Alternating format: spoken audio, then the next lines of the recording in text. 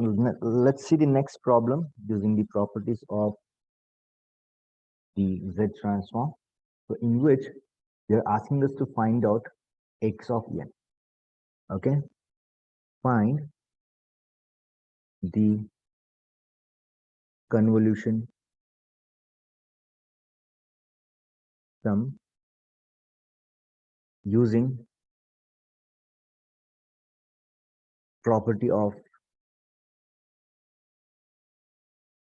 Z transform. Which property they have not told. Let's see. X of n is half power n u of n convolution sum 1 by 3 to the power n u of n. So these two signals they have given, and these two signals are being convolved using convolution sum operator. Right, but they're very particular in saying you have to use the property of Z transform. Otherwise, we could have gone with the LTI system. We could have sketched the signals and we could have obtained the convolution sum, but that is not the thing that they have asked us to do. Fine. So what we need to do is this. Everybody, in the solution, what is convolution sum in properties of Z transform? We have to see. Okay, so let's say this. We know that using convolution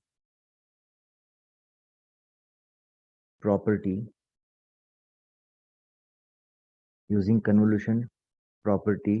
of Z transform,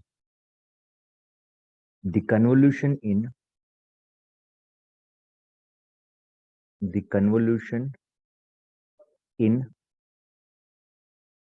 time domain is differentiation. Sorry, it's not differentiation. What is it? Anybody? Convolution in time domain is what in Z domain is multiplication in Z domain. That means a very complicated operation like convolution, okay, has been reduced to multiplication in Z domain. Okay, so see, this is time domain. This is time domain. Okay, suppose you have two signals, let's say. Okay, let's say you have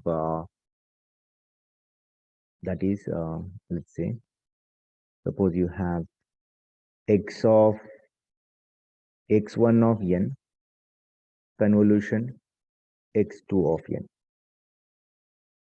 Okay, so let's say this is y of n, or let's say this, instead of taking that as y of n, let's do this, everybody, because the presentation is important. That's why we sometimes think so much when it comes to write the things on paper. Okay, because that needs to be clear in the first place to the people who see it. That is, y of n is equal to this. Okay, so implies if you apply Z transform on these, okay, so that is this. If you apply Z transform on the convolution sum, okay, in where? In Z domain. So if you apply it, it would be looking like what? Y of Z is equal to x1 of Z multiplication x2 of Z. So this is what convolution property is all about. Understand that? So with this property, we need to find the convolution sum. Understand this point, everybody? Okay. So let's say this. Let consider the given problem. What is the given problem? X of n equal to half power n u of n convolution 1 by 3 to the power n u of n. So this is quite a simple thing because both are right sided. Okay, let x1 of n be half power n u of n, okay, and x2 of n be 1 by 3 to the power n u of n. Okay, so if we have this as equation number 1, fine. So this implies that our equation 1 can now be written as what? X of n equal to x1 of n, okay, convolution x2 of n. Applying Z transform,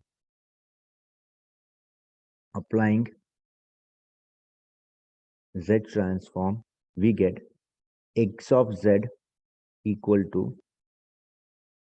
x1 of z multiplication x2 of z. Okay, so call this as equation number 2. Fine. Now what you will do? Now consider x1 of n equal to half power n u of n. If you applied Z transform, what happens? Applying Z transform. Anybody, what is the Z transform of this? What would x1 of z look like? Anybody? This is positive time exponential. So how is it going to look like? It would be z by z minus half with ROC, okay, outside the circle with radius half, since it is right-sided sequence. Similarly, consider x2 of n, which is 1 by 3 to the power n u of n. Okay, so what would be the Z transform of this? Implies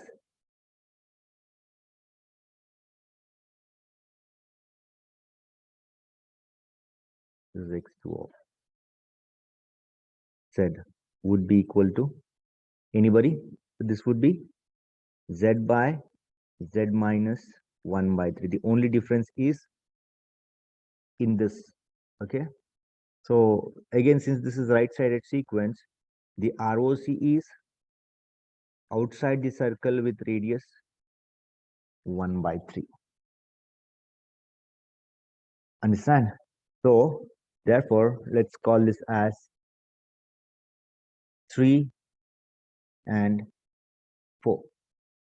Substituting 3 and 4 in 2 implies x of z is equal to, okay, z by z minus half, okay, into what? So this is one transform. The other transform is z by z minus 1 by 3. Okay, can you tell me what is ROC of this, anybody? If there are two numbers, say two radius, half and 1 by 3, which radius you will go with? You will always go with, okay, with right side sequence, you'll always go with the greater value of radius. Okay, since 1 by 3 is smaller than 1 by 2, 1 by 2 is what we select as the radius of the circle, okay, out of which the region of convergence would be, because this is right-sided sequence. Everybody understand that now? Okay, so this is how we find the what? The convolution. But can it now tell me, is this convolution? So this is convolution in Z domain. But what they've asked us to find out this x of n. But what we have found out now is x of z.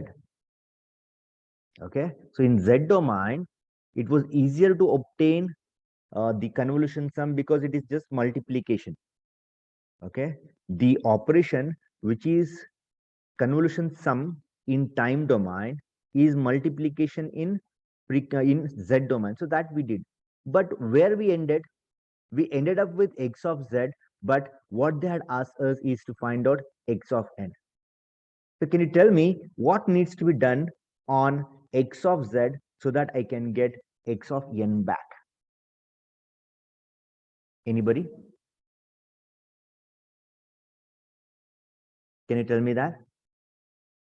What needs to be done on this x of z so that I can get my x of n back as the convolution sum? Nobody wants to respond to that? What needs to be done? So this is something that you already have seen in previous semester in Laplace transform. All the transforms are same purpose. Okay, now if you are in z domain, see here, if you are in time domain, if you apply z transform, you will get into z domain. Why I showed arrow on both the sides? Because x of n and x of z are what? They are called as transform pairs. They are called as transform pair. That means if you have x of n, you can get x of z by applying z transform. If you have x of z, by applying inverse z transform, I can obtain x of n back. But for applying inverse z transform, this has to be in what? A proper form. But this doesn't seem to be in a proper form. So how to bring this into the proper form is what one needs to look at. Is everybody okay with that? So what we need to done, what we need to do from here on is, okay, since convolution sum is in time domain, okay, time domain, to obtain x of n, so call this as equation number 5. To obtain x of n, we have to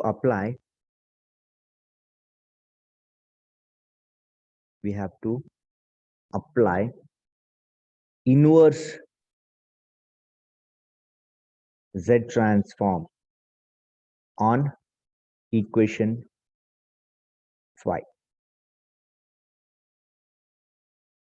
So before we do that,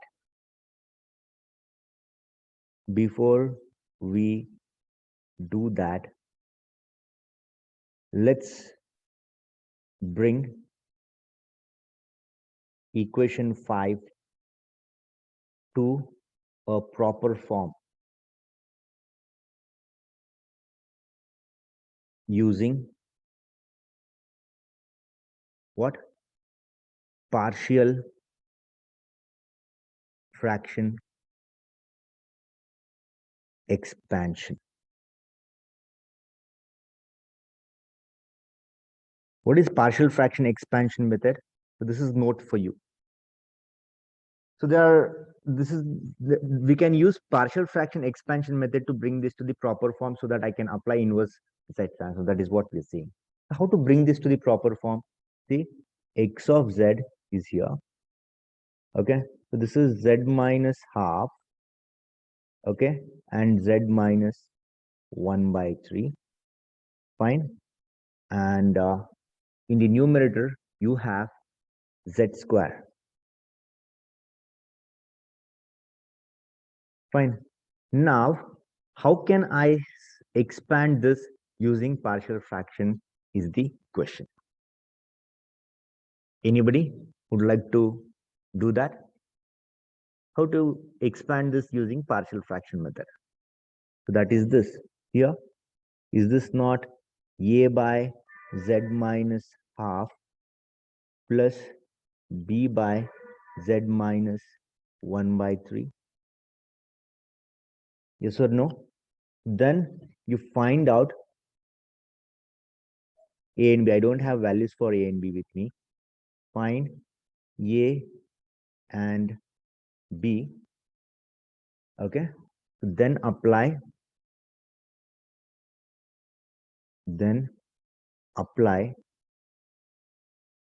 inverse Z transform.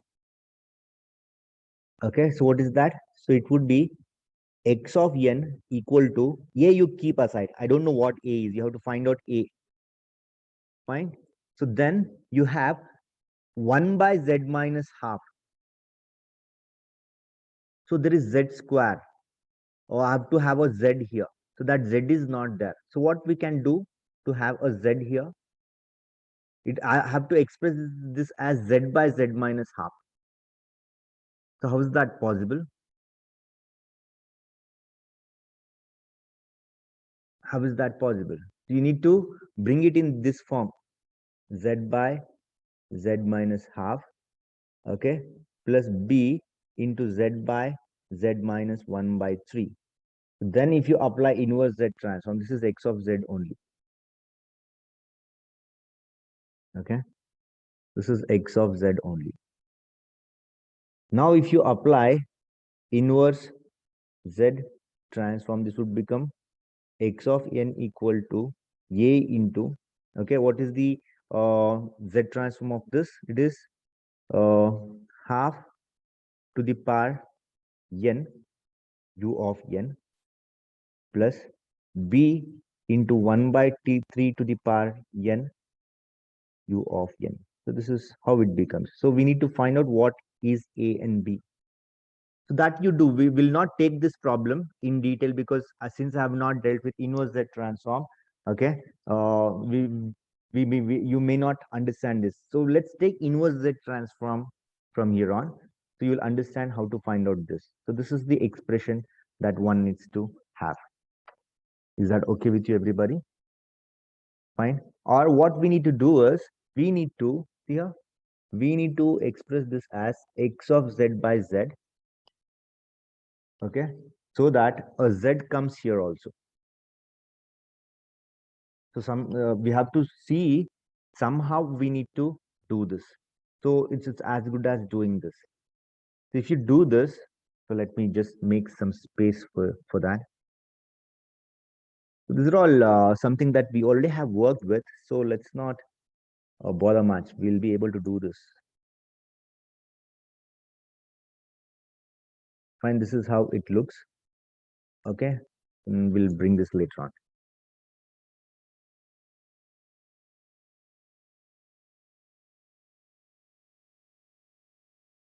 Just a minute. So how would this look like now? So since I've divided the whole part by z. Okay, so here also you have z in the denominator. Here also you have z in the denominator. Because of this z in the denominator, okay, so you'll have z by z minus half, z minus 1 by 3. So this is how it is going to look like. So because of this z, or we could have done this. What this? There is a z here, right? We could have bring that z here, and we could have said there is z here. So it's one and the same. Now you can go with this. This implies that our x of z by z, which is equal to z by z minus half into z minus 1 by 3, can be now expressed as a by z minus half plus b by z minus 1 by 3. Okay, so this implies that our x of z is this. This implies our x of z is that okay with you, everybody? So here, this will not be there.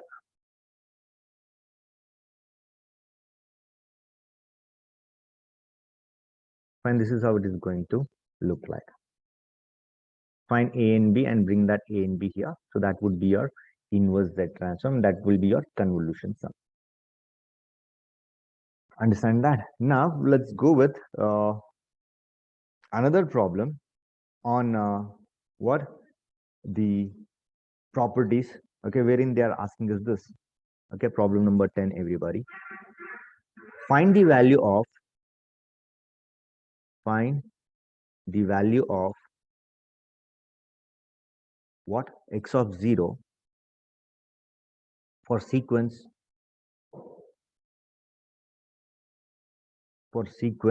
that has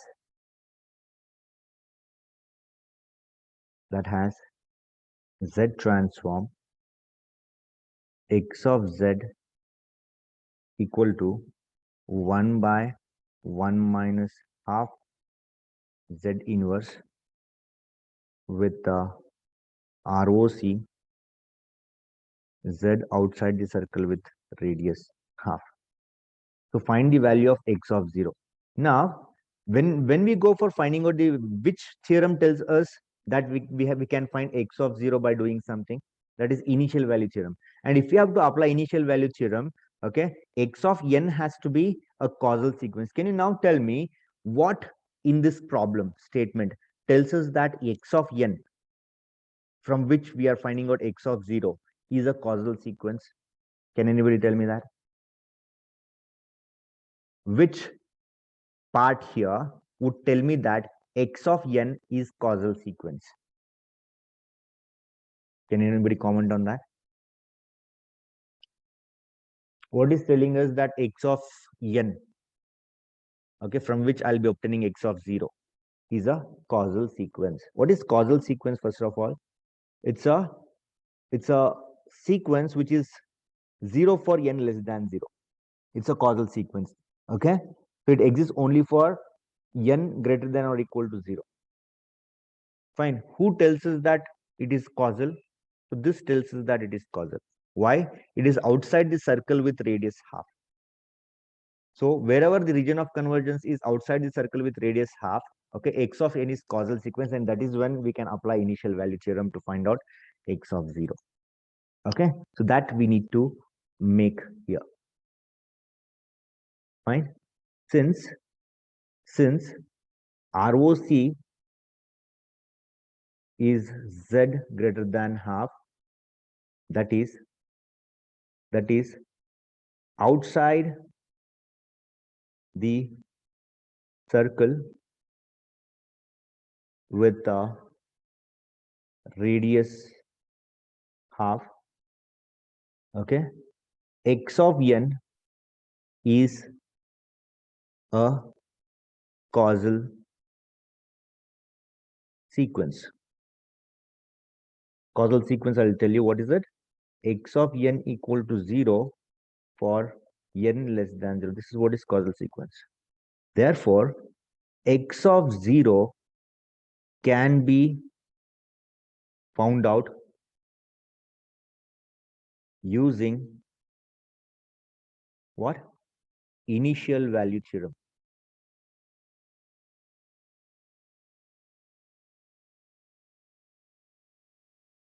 Understand that why we can use initial value theorem? Because X of n is causal sequence. That's why we can use initial value theorem, which tells us this. That is, therefore, X of 0 is equal to limit n tends to 0 X of n, which is further equal to limit z tends to infinity X of z. So this is what is initial value theorem. See, in X of n, if n goes to 0, then it would become X of 0. So in other words, it's as good as applying limit z tending to infinity in X of z. So that proof we have seen. Fine. Therefore, X of 0 is limit z tending to infinity. See, X of z is here, right? So this is X of z. So this needs to be brought there. Okay.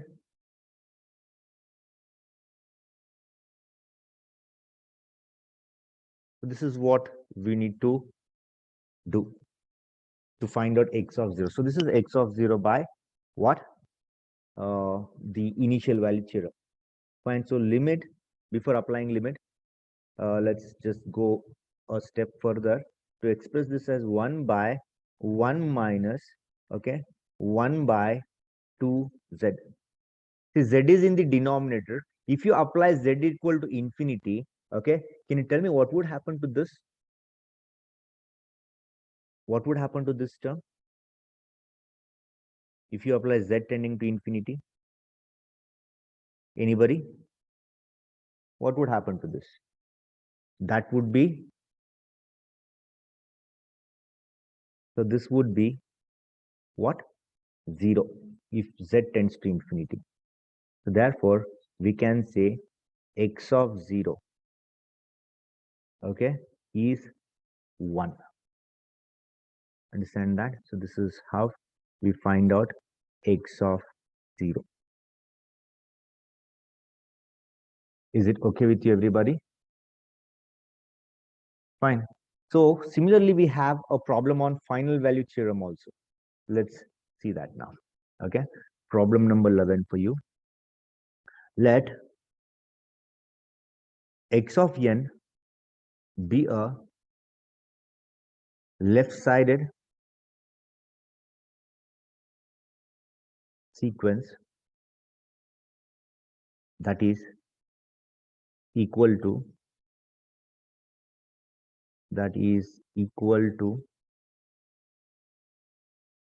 0 for n greater than 0.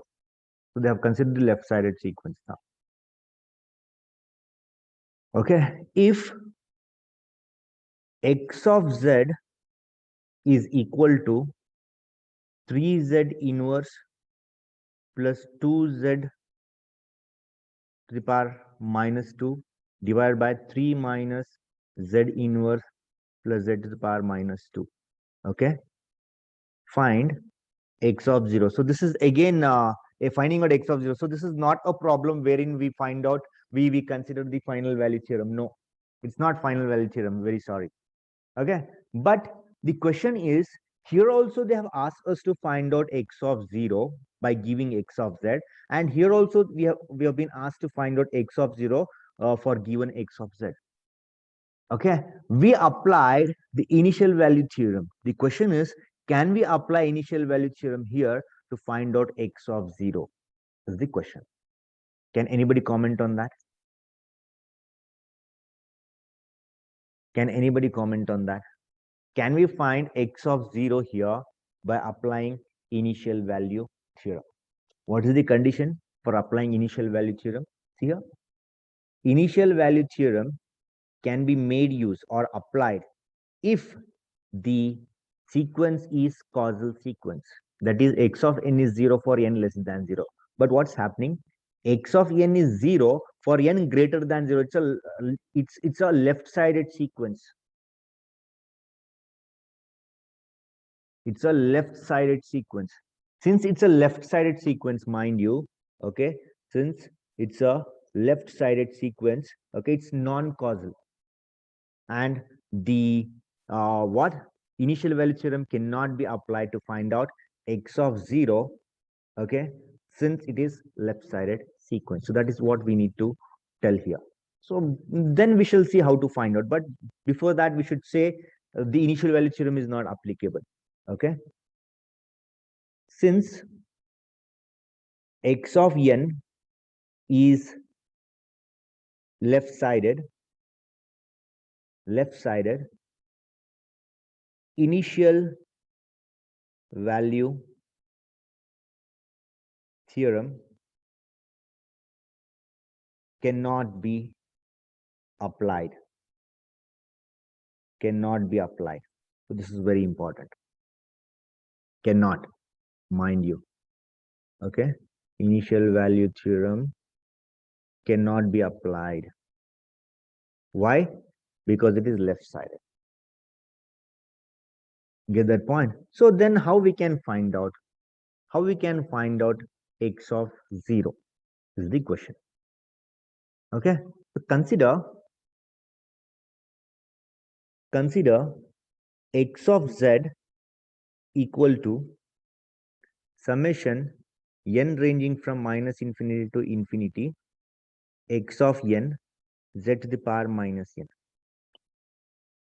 Since x of n is left-sided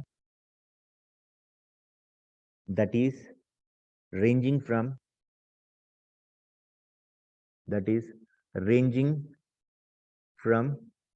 what? N equal to minus infinity to 0. Who tells us that? See here, they have told us here, for n greater than 0 it is 0. For n greater than 0 it is 0, means it is non-zero for minus infinity to 0. Understand? Therefore x of z would now look like summation where n is going from, understand this, n is going from minus infinity to 0, x of n z to the power minus n. Okay, so it can even be interchanged, 0 to minus infinity. Fine. So therefore x of z can be written as x of 0 plus x of minus 1 z to the power 1, x of minus 2 z to the power 2, okay, plus it goes till minus infinity. Mind you, I should have taken it on other side. You would have shall we do that? Yeah. So to just make the things more clear to you, let's write this. X of z is, this is what it is. Okay, you'll have x of minus 2 with z square, x of minus 1 z to the power 1 plus x of 0. This is how the things look like. Fine. Now, if you do what, you'll be able to get x of 0. Okay. So to obtain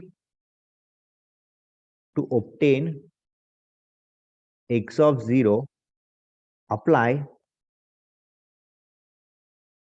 limit z tending to 0, because see this, if you tend z, if z tends to 0, all these would go 0. This will go 0, this will go 0, so you'll be left with only x of 0. So therefore limit z tending to 0, x of z would give you x of 0. Understand that? So therefore x of 0, okay, can be obtained by applying limit z tending to 0 on x of z, that is this. See, so this is what we'll be applying z transform on.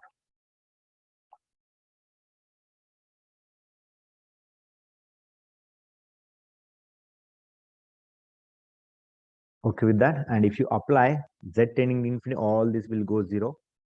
Okay, so you'll be left with what? This is 2, right? So 3z. Okay, so this would become, so if you express all this in terms of z, so this would become 3z plus 2 divided by 3z square minus z plus 1. Okay, so x of 0 would be 2. This is what one should understand. Fine, so this is how we find out the x of 0. Fine, so we will stop here.